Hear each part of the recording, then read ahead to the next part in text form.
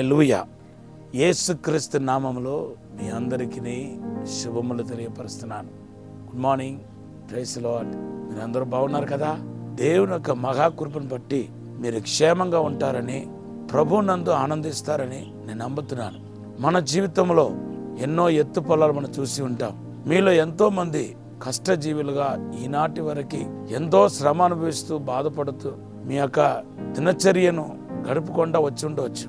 కానీ బాధపడకండి, దిగులు పడకండి. మన జీవితంలో మరి ఎవరు ప్రేమించినా ప్రేమించకపోయినా యేసు మనల్ని తప్పనిసరిగా ప్రేమిస్తాడు. మన హృదయం కలవరపడకుండా కాపాడే ఏకైక దేవుడు యేసుప్రభువు వారు మాత్రమే.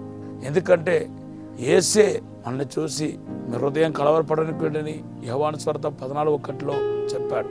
అంతేకాదు, మీ భారమంతా నా మీద మోపండి, ఈ లోకంలో భారం వచ్చున్న సమస్త జనులారా నా యొద్దకు రండి అని చెప్పిన ఏకైక దేవుడు యేసుక్రీస్తు మాత్రమే. ఏ ఒక్కరు, ఈవెన్ మనుషులు కూడా, మనకు దగ్గర వాళ్ళు కూడా ఏనాడ మాట చెప్పలేదు. యేసు ఒక్కడే చెప్పాడు. కాబట్టి యేసును పట్టుకొని ఆనుకొని మీరు జీవించాలని కోరుతున్నాను. 3 గొప్ప కార్యం మీ జీవితంలో దేవుడు చేయబోతున్నాడు. 1, మీ ఇంట్లో ఎవరో ఒకరు రక్షలోనికి ఖచ్చితంగా ఇంకా కొద్ది దినాల్లోనే రాబోతున్నారు. మీరు సాక్ష్యం చెప్తారు చూడండి.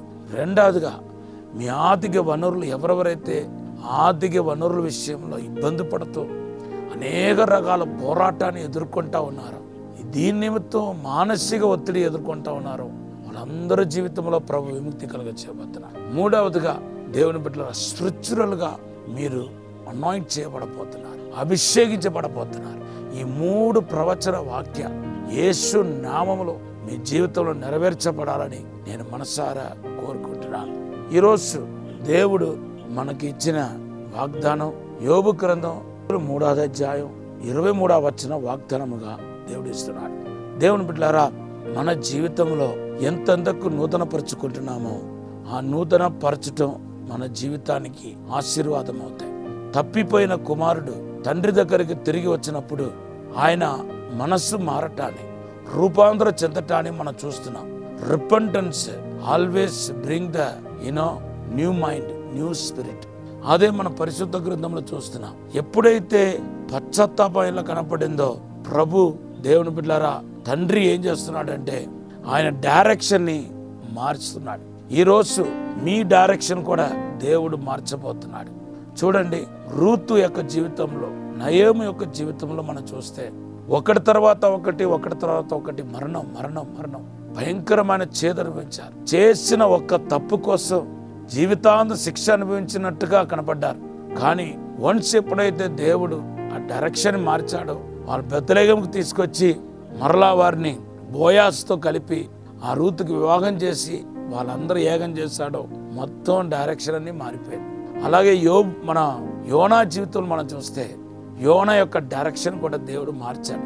అప్పుడు దాకా ఆయన తుఫాన్లో చిక్కుకొని, తప్పుడు అడుగు వేయటం వలన తుఫాన్లో చిక్కుకొని తనతో పాటు ప్రయాణించే అందరికీ ఒక శాపనార్థముగా కనబడ్డాడు. కానీ ఎప్పుడైతే ఆయన పశ్చాత్తాపం కలుగ చేశాడో, మరలా ఆ డైరెక్షన్ మారింది. ఈరోజు మీ జీవితంలో కూడా శ్రేష్టమైన డైరెక్షన్ దేవుడు ఇవ్వబోతున్నాడు. మిమ్మల్ని మలిచే సమయం, మీ జీవితంలో ఒక టర్నింగ్ పాయింట్ పుట్టించే సమయం, ఒక అసాధారణమైన అద్భుతమైన దీవెనకరమైన జీవితంలోనికి ప్రవేశించలాగిన దేవుడు మలచబోతున్నాడు. ఇది ఒక టర్నింగ్ పాయింట్. ఈరోజు ఖచ్చితంగా నమ్మండి, ఈ మాట పట్టుకోండి, నమ్మండి.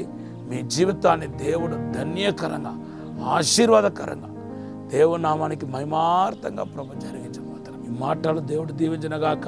ఈ సమయంలో చిన్న ప్రార్థన చేస్తాను. పరిశుద్ధము నమ్మకమైన పరలోక తండ్రి, నీకు వందనాలు, స్తోత్రాలు ప్రభా. శక్తి చేత కాదు, బలము చేత కాదు, ఆత్మ ద్వారానే సమస్తం జరుగుతున్నారు ప్రభా. మీరే తాకండి, ఆశీర్వదించి, దీవించి, బలపరిచి, నీ ఆత్మతో, శక్తితో, వెలుగుతో, మహిమతో నింపండి. మా డైరెక్షన్ మార్చండి ప్రభా. మీరే అసాధారణమైన అద్భుతమైన కార్యం జరిగించి, మేలు జరిగించి, అయ్యా నూతన పరచమని యేసు నామములో అడిగి వేడుకుంటున్నాము తండ్రి. ఆమేన్. Have a blessed day. ప్రభువును దీవించును గాక.